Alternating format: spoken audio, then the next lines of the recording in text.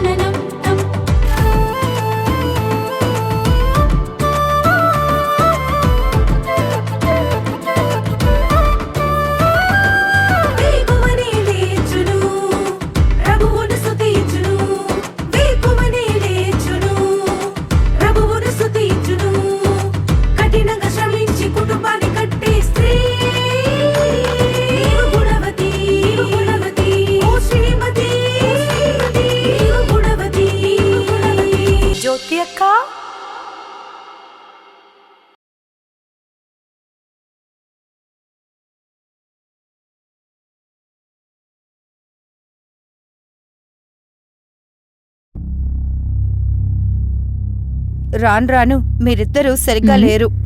ఏంటమ్మా? పోయినసారే చెప్పాను చర్చికి అరగంట ముందే వెళ్ళిపోవాలి అని, కానీ మీరిద్దరూ ఇంకా అసలు బయలుదేరలేదు. ఇప్పుడు బయలుదేరిపోతాం అమ్మా. త్వరగా వెళ్ళి ఏం చెయ్యాలి? పాట బోరు కొడుతుంది. ఏం మాట్లాడుతున్నావు మెల్విన్? కాలేజ్కి నువ్వు వెళ్ళిన తర్వాత నీ మాటలు ఏవి అసలు సరిగ్గా లేవు. నువ్వేంటంటే రాను రాను పాడైపోతున్నావు. సరిగానే కదా ఆరాధనకి వచ్చేదానివి, ఇప్పుడేమైంది నీకు? ఎప్పుడో ఒకసారి కదా లేట్ గా వెళ్తాను, వీడికిలో ఎప్పుడు లేట్ గా వెళ్తానా ఏంటి? అవును, గంట సేపు ముందే చర్చికి వెళ్ళిపోయి కూర్చుంటావు కదా నువ్వు. మీరిద్దరూ ముందు మాట్లాడడం ఆపి చర్చికి బయలుదేరే పని చూడండి. వెళ్ళండి.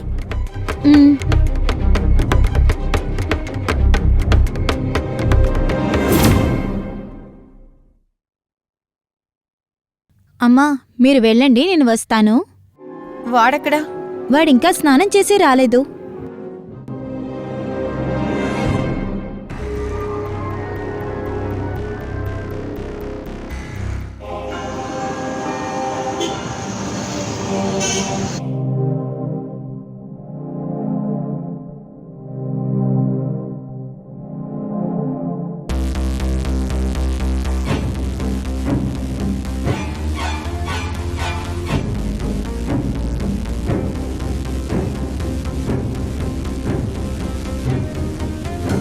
ఎందుకు మసి సర్వీస్ అయ్యేలాగా బయలుదేరొచ్చేసావు?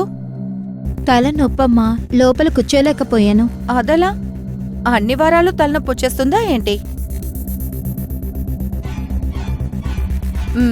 సరే, తలనొప్పంటే వెళ్ళి పడుకోవచ్చు కదా, కూర్చుని మొబైల్ చూస్తున్నావు. ఏంటమ్మా మీ సమస్య? నీకే సమస్యమ్మా. ఎప్పుడూ మొదటి స్థానం దేవుడికే ఉండాలి, ఇది నీకు తెలుసు. కానీ రాను రాను నువ్వు ప్రపంచానికే మొదటి స్థానం ఇస్తున్నావు. అలా ఏం లేదమ్మా, మీరే ఏదోకటి అనుకోకండి. లేదు మసి, చర్చికి రావడానికి ఏ రోజు నువ్వు ఆలోచించకూడదమ్మా. అక్కడ్నుంచే కదా దేవుడు ఆశీర్వాదం ఇస్తున్నారు, రక్షిస్తున్నారు. ఇవన్నీ నీకు తెలీదా ఏంటి? ఈరోజు చాలా మంది గుడికి లేటుగా రావడం, సర్వీస్ అయ్యేలోగా త్వరగా వెళ్ళిపోవడంలోనే ఉన్నారు. ఇప్పుడు నువ్వు అలాగే కదా మారుతున్నావు. ఒకరోజు లేటుగా వచ్చినందుకు ఇంతే అడ్వైజా? నా వల్ల కాదమ్మా. అడ్వైజా? నీ జీవితానికి ఆశీర్వాదమే ఇందులోనే నమ్మా ఉంది. కానీ నేను మాట్లాడేది నీకు బోర్ కొడుతుంది కదా? లేదు. అమ్మా, అమ్మా,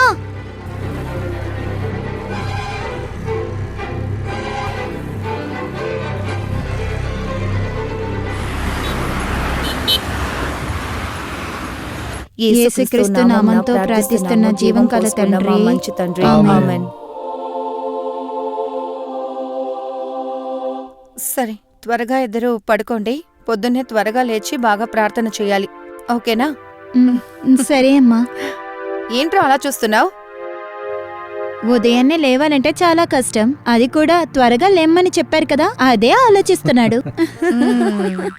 సరే రండి, వెళ్ళి పడుకుందాం.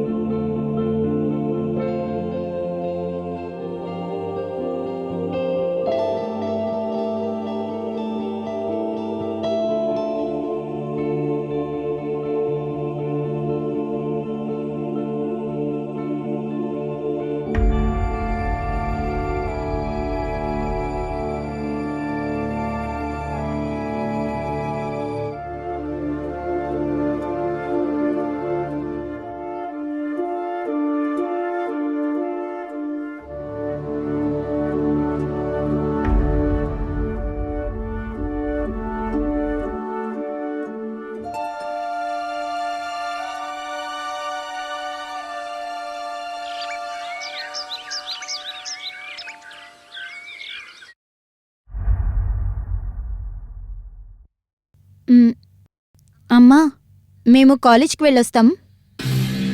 నేను మిమ్మల్ని పొద్దున్నే లేచి ప్రార్థన చేయమన్నానుగా, ఎందుకు చేయలేదు? సారీ అమ్మా, నిద్రపోయాను. నేను చేశానమ్మా. హా? అబద్ధం చెప్పకరా. మీ ఇద్దరిని తలుచుకుంటే నాకు చాలా భయంగా ఉంది. భయపడేటట్టుగా మేమేమీ చేయలేదమ్మా. రేపు ఖచ్చితంగా ప్రేయర్ చేస్తాం, అంతే కదరా? అవునమ్మా. అవునవును, దీనికి మాత్రం ఇద్దరు ఒక్కటైపోండి.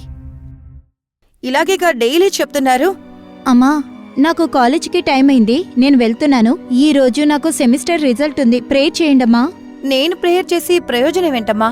నువ్వే కదమ్మా చెయ్యాలి. అమ్మా, నేను ఈవినింగ్ వచ్చి మాట్లాడతాను. రా.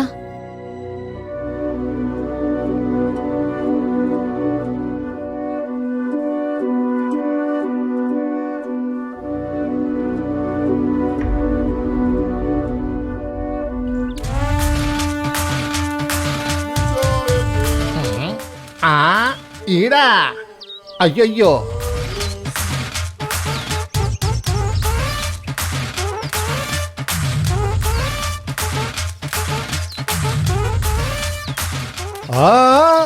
ఎక్కడికి వెళ్తున్నారు?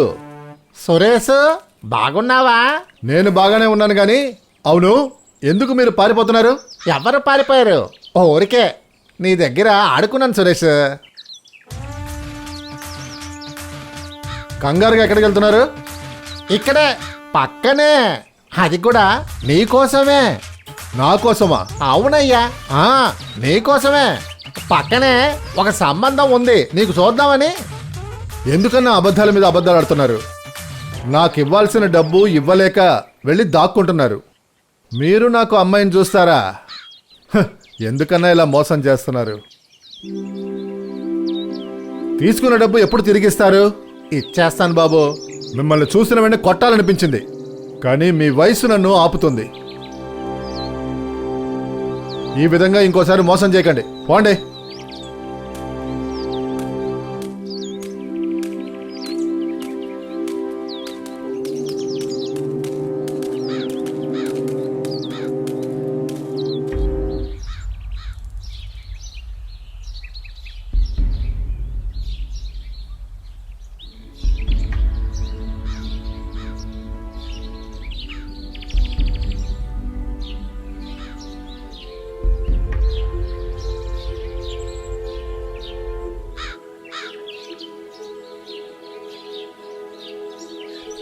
ఏంటి మీ ఇద్దరి మొహం అస్సలు బాలేదే.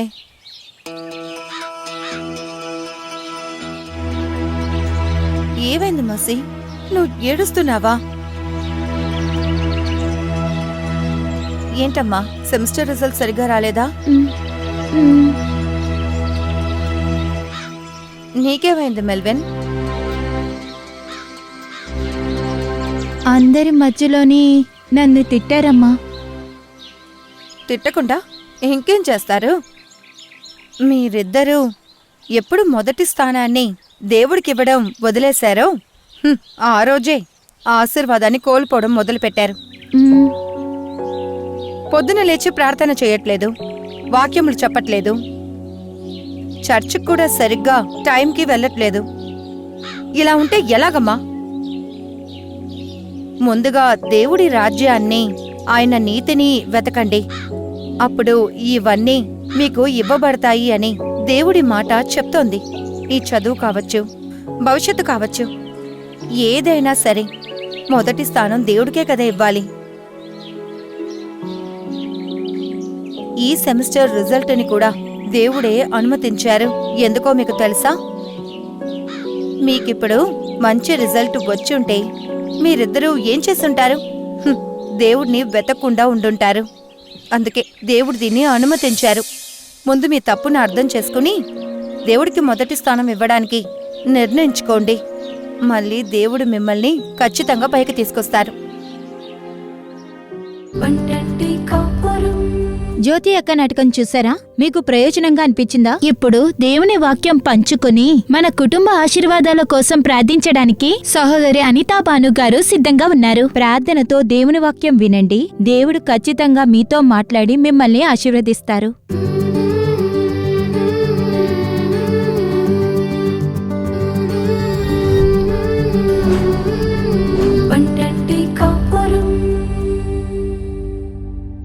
క్రీస్తు యందు ప్రియమైన వారలారా, ప్రియమైన దేవుడు యేసు నామమున మీకు నా ప్రియమైన శుభాకాంక్షలు. ఈ రోజున ఈ పండంటి కాపురం కార్యక్రమం ద్వారా మిమ్మల్ని కలవడం మాకు చాలా సంతోషం. మిమ్మల్ని ప్రేమతో కూడా ఈ కార్యక్రమానికి మేము ఆహ్వానిస్తున్నాం. ప్రియమైన వారలారా, ఈ రోజున దేవుడు మనతో మాట్లాడాలని ఇష్టపడేది ఏంటి అంటే, మొదటి స్థానం యేసుకి. ఈ రోజు ఉన్న పరిస్థితుల్లో చూస్తే, ప్రతి మనిషి జీవితాన్ని గమనించి చూస్తే ఒక్కొక్కరు ఒక్కొక్క విషయానికి ప్రాధాన్యత ఇస్తారు. కొందరు చూడండి స్నేహానికి ప్రాధాన్యత ఇస్తారు. నా ఫ్రెండే, నాకన్నీ నా ఫ్రెండే. కొందరేమో అమ్మ, కొందరేమో భార్య. ఈ విధంగా సంబంధాలకు ప్రాధాన్యత ఇస్తారు. కొందరు చూడండి తప్పుడు కాంటాక్ట్ పెట్టుకుని ఎప్పుడు చూసినా అదే సంబంధంలో పట్టుకుని వేలాడుతూ ఉంటారు. ఈ విధంగా సంబంధాలలో కొందరిని చూశారంటే కారు, కొందరు బైకు, కొంతమంది మొబైలు. ఇటువంటి కార్యాలకు మొదటి స్థానం ఇచ్చి వాటికే మొదటి స్థానం ఇస్తారు. కొందరేమో చూడండి ఆటలు, క్రికెట్, ఫుట్బాలు, హాకీ. ఈ విధంగా ఆటల కోసం ఒక్కొక్కరు ఒక్కొక్క విషయంలో మొదటి స్థానాన్ని ఇస్తుంటారు. ఇంకొంతమంది చూడండి డ్రెస్సు, వాళ్ళకేమో డ్రెస్సు, నచ్చినటువంటి డ్రెస్సులు వేసుకోవడానికి వాళ్ళు మొదటి స్థానం ఇస్తారు. ఇంకొంతమంది తిండి. ఈ విషయంగా ఎన్నో చెప్పుకుంటూ పోవచ్చు. ఒక్కొక్కరు ఒక్కొక్క విషయం కొరకు మొదటి స్థానం ఇస్తూ ఉంటారు. కానీ ఇక్కడ మొదటి స్థానం యేసుకి. ఆ విధంగా చెప్పబడి ఉంది. ఈ విధంగా ఎంతో మంది ప్రజలు ఎన్నో కార్యాలకు మొదటి స్థానం ఇస్తున్నారు. ఎన్నో విషయాలని కనిపెట్టారు. ఎన్నో విషయాలను కనిపెట్టేశాం. కానీ ఎందుకు మొదటి స్థానం యేసుకి? అలా అంటే ఇంకా అది మనం కనిపెట్టలేదు. అందుకే మనం ఇంకా చోటు ఇవ్వలేదు. అయితే ఇంత నాగరికత పెరిగిన ప్రపంచంలో, ఇంత నాగరికత తెలిసిన ఈ ప్రపంచంలో, టెక్నాలజీ పెరిగిన ఈ ప్రపంచంలో ఇంకా మనం మొదటి స్థానం ఇవ్వవలసిన ఒకరు ఉన్నారు. ఆయనకి మనం మొదటి స్థానం ఇవ్వనందువల్ల మన జీవితంలో ఎన్ని సమస్యలు, ఎన్ని పోరాటాలు, ఇన్ని విషయాలు మన చుట్టూ జరుగుతూనే ఉన్నాయి. ప్రియమైన వార్లారా, ఇప్పుడు మిమ్మల్ని ఒక ప్రశ్న అడిగితే, మీ అమ్మ ఎవరు, మీ నాన్న ఎవరు, మీది ఏ ఊరు, మీ కుటుంబంలో మీతో పుట్టిన వాళ్ళు ఎంతమంది, ఆ విధంగా మనం అడిగామంటే అన్నింటికీ డీటెయిల్స్ చెప్తాం. అవునా? చెప్తాం కదా? చెప్తాం, ఖచ్చితంగా చెప్తాం. అమ్మ ఎవరు, నాన్న ఎవరు, ఇవన్నీ చెప్తాం. కానీ మిమ్మల్ని సృష్టించిన వారు ఒకరున్నారుగా, ఆయన ఎవరని మీరు ఇంతవరకు తెలుసుకున్నారా? తెలియలేదే. ఎక్కడి నుంచి వచ్చావు, ఎందుకు ఈ ప్రపంచంలో జీవిస్తున్నాం, ఈ జీవితాన్ని ముగించుకొని మనం ఎక్కడికి వెళ్ళబోతున్నాం, ఎందుకు ఇంత పెద్ద ప్రపంచం, ఇవన్నీ మీరు ఆలోచించి చూసారా? ఎక్కడి నుంచి వచ్చాం, అసలు మిమ్మల్ని ఎవరు సృష్టించారు అని మీరు కనిపెట్టగలిగారా? మీకు చక్కటి కళ్ళు పెట్టి, మీకు శరీరంలో అవయవాలన్నీ పెట్టి మిమ్మల్ని సృష్టించిన ఒక దేవుడు ఉన్నారు కదా, ఆయన ఎవరు అని మీరు కనిపెట్టారా? నేను ఈరోజు చెప్తాను చూడండి. ఆదికాండము 1వ అధ్యాయము 27వ వాక్యాన్ని మనం చదివేటప్పుడు, దేవుడు తన స్వరూపమందు నరుని సృజించెను, దేవుని స్వరూపమందు వాని సృజించెను అని రాయబడి ఉంది. అయితే దేవుడు మనిషిని ఆయన రూపంలో సృష్టించారంట. అయితే ఇది మనం తెలుసుకుంటేనే కదా ఆయనకి మొదటి స్థానం ఇవ్వగలం. అయితే మనం ఎలా సృష్టించబడ్డాము అంటే, దేవుడు ఎలా ఉన్నారో, దైవం ఎలా ఉన్నారో అదే విధంగానే మనిషి సృష్టించబడ్డాడు అంట. ఇప్పుడు చూడండి, ఆదికాండము 5వ అధ్యాయము మొదటి 2 వచనాలను చదివేటప్పుడు, దేవుడు వారిని సృష్టించిన దినమున వారికి నరులు అని పేరు పెట్టెను. అయితే మనిషికి నరుడు అని పేరు పెట్టింది ఎవరో తెలుసా? దేవుడే. మిమ్మల్ని ఎవరు సృష్టించారో ఆయనే మనిషి. ఈరోజు మనిషి స్త్రీ పురుషుడు అని చెప్తున్నాం కదా, ఈ మనిషి అనే పేరు పెట్టింది మనల్ని సృష్టించిన దేవుడు. అయితే దేవుడే మనుషులకి నరులు అని పేరు పెట్టారంట. అందువల్ల మనల్ని సృష్టించిన దేవుణ్ణి ఆయన దేవుడు, ఆయన మనల్ని సృష్టించిన దేవుడు ఒకరు ఉన్నారు. ఆ విషయాన్ని మనం తెలుసుకోవాలి. అలా తెలుసుకుంటేనే ఆయనకి మొదటి స్థానాన్ని ఇవ్వగలం. అయితే తెలుసుకోకుండా ఉన్నామంటే ఎలా మొదటి స్థానం ఇవ్వగలం? అందువల్లే మనం దేవుడికి చాలామంది జీవితాల్లో మొదటి స్థానం ఇవ్వట్లేదు. దేవుడికి జీవితంలో స్థానం ఇవ్వడం లేదు. అందువల్లే మన జీవితాల్లో చాలా సమస్యలు, ఎన్నో బాధలు, ఎన్నో పోరాటాలు, ఎన్నో చిక్కుల్లో ఇరుక్కుపోతున్నాం, పోరాటాల్లో ఇరుక్కుపోతున్నాం. అందువల్లే మనం విడనాడబడిన పరిస్థితుల్లో కన్నీటితో ఎలా వెళ్ళాలి, ఎక్కడికి వెళ్ళాలి, ఎవరు ఏం చెప్తే అక్కడికి వెళ్ళి మనం వెతుక్కుంటున్నాము. తనను సృష్టించిన దేవుడు ఎవరు అని తెలియనందువల్ల. అయితే మిమ్మల్ని సృష్టించిన దేవుడు ఒకరు ఉన్నారు. చూడండి, లేఖనంలో కూడా ఒక మనిషి గురించి రాయబడి ఉంది. అయితే ఆ మనిషికి దేవుడు ఎవరు అని తెలియదు. అయినా ఏం చేశాడు అంటే, దేవుని బిడ్డలు ఎవరైతే ఉన్నారో వాళ్ళందర్నీ బాధ పెడతాడంట, కష్టపెడతాడంట, వేదన పెడతాడంట. అతని గురించి లేఖనంలో రాయబడి ఉంది. చూడండి, ఒక రోజున దేవుడంటే తెలియని ఒక వ్యక్తి, ఒకరోజు దేవుడు ఆ మనిషికి తనను కనపరచడానికి సిద్ధమయ్యారు. ఇక్కడ దీని గురించి అపోస్తలుల 9వ అధ్యాయము 5వ వాక్యంలో చదవచ్చు. అయితే దేవుడు ఒక మనిషికి తనను కనపరిచారు అంట. అయితే ఆ కాంతి అతను చూసిన వెంటనే దేవుడిని చూసి అతను అడిగాడంట, మీరు ఎవరు? అలా అడిగారంట. అప్పుడు దేవుడు తనను కనపరచు విధంగా, నువ్వు బాధ పెట్టేటువంటి యేసుని నేనే, ఆ విధంగా చెప్పి దేవుడు తనను వెల్లడించారు. అయితే దేవుడంటే ఎవరో తెలియని ఈ పౌలు, యేసంటే తెలియని ఈ పౌలుకి దేవుడు తనని వెల్లడించారట. తర్వాత ఏం జరిగిందో తెలుసా? అప్పుడు ఆ యేసును చూసి మొదటిసారి ఆ పౌలు అడిగాడంట, నేను ఏం చెయ్యాలని మీరు ఇష్టపడుతున్నారు అని అడిగాడంట. చూడండి, అందువల్లే దేవుడు ఎవరో తెలియనందువల్ల మనం ఏం చేస్తున్నామంటే, ఇష్టం వచ్చినట్టుగా మనసుకు నచ్చిన విధంగా ఆయన మన ద్వారా ఏం చేయబోతున్నారనేది తెలియకుండా అలా జీవిస్తున్నందువల్ల, మనమే ఒక నిర్ణయం తీసుకున్నందువల్ల, మనం ఒంటరిగా తీర్మానిస్తున్నందువల్ల ఎన్నో సమస్యల్ని మనం ఎదుర్కోవాల్సి వస్తూ ఉంది. ప్రియమైన వార్లారా, ఈ వాక్యాలను మీరు వింటూ ఉన్నారు కదా. ఆ రోజు పౌలును కలిసిన దేవుడు ఈ రోజు మిమ్మల్ని కలుస్తూ ఉన్నారు, మీతో మాట్లాడుతూ ఉన్నారు. మిమ్మల్ని సృష్టించినది నేనేనయ్యా, నిన్ను సృష్టించింది నేనేనమ్మా, ఆ విధంగా దేవుడు మాట్లాడుతున్నారు. ఈ రోజు ఈ వాక్యాలు వింటున్న దేవుని బిడ్డలారా, మీరు దేవుడిని ఒకవేళ తెలిసిన వారుగా ఉండొచ్చు, తెలియని వారుగా ఉండొచ్చు. మీరు ప్రేమించవచ్చు, ఆయన ప్రేమించకపోవచ్చు. మీరు ఆయన్ని అంగీకరించవచ్చు, అంగీకరించకుండా ఉండొచ్చు. కానీ మిమ్మల్ని సృష్టించిన ఒక దేవుడు ఉన్నారు. ఆయనే యేసు. ఆయన పేరే యేసు. ఆయనే ఈ ఆకాశాన్ని, భూమిని సృష్టించిన వారు. ఆయనే ఈ ప్రపంచాన్ని సృష్టించిన దేవుడు. ఆయనే మిమ్మల్ని, నన్ను సృష్టించిన వారు. ఆ దేవునికి మనం మొదటి స్థానం ఇచ్చినప్పుడే దేవుని చిత్తాన్ని తెలుసుకొని మనము ప్రవర్తించగలము. అందువల్లే ఈ పౌలు యేసును తెలుసుకున్న వెంటనే, నేను ఏం చెయ్యాలని మీరు ఇష్టపడుతున్నారు అని దేవుని చూసి అడిగాడు. అయితే అది మాత్రమే కాదు, చూడండి, మీరు ఫిలిప్పీయులకు 3వ అధ్యాయము 11వ వాక్యాన్ని చూశారంటే, ఈ పౌలు ఏం చేశాడో తెలుసా? దేవుని తెలుసుకున్న వెంటనే ఈ ప్రపంచంలో ఉన్నవన్నీ వ్యర్థమని వదిలేసి అన్ని చెత్తలా ఉన్నాయని చెప్పి అన్నిటినీ విసిరి పారేసి దేవుని వెనకాల వచ్చాడట. దేవునికి పరిచర్య చేశాడు. అందువల్ల దేవుని కోసం అన్నింటినీ కూడా పరిత్యజించి దేవుడి వెనకాల వెళ్లి మొదటి స్థానం ఇచ్చాడంట. దేవుని కోసం అంతా అర్పించి మొదటి స్థానం ఇచ్చాడంట. యేసుక్రీస్తే నాకు అన్నీ ఆ విధంగా చెప్పి దేవునికి అర్పించి జీవించే ఒక జీవితంలోనికి అతను వచ్చాడు. ప్రియమైన వర్లారా, ఈరోజు మీ జీవితంలో మీరు ఆలోచించి చూడండి, ఎవరికి మొదటి స్థానం ఇచ్చి జీవిస్తున్నారు? ఇంతవరకు ఎలా జీవించి ఉన్నారు? మీరు ఏం చేస్తూ ఉన్నారు? దేవుడు మనల్ని సృష్టించిన దాంట్లో ఒక ఉద్దేశం ఉంది. దేనికో తెలుసా? 5 రోజులు సృష్టించబడినవన్నీ కూడా మనిషి కోసమే దేవుడు సృష్టించారు. కానీ 6వ రోజున సృష్టింపబడ్డ ఆయన రూపంలో సృష్టించబడ్డ మనిషి ఆయన కోసమే సృష్టించబడ్డాడు. యేసయ్య 43వ అధ్యాయము 21వ వాక్యాన్ని చదివి చూడండి.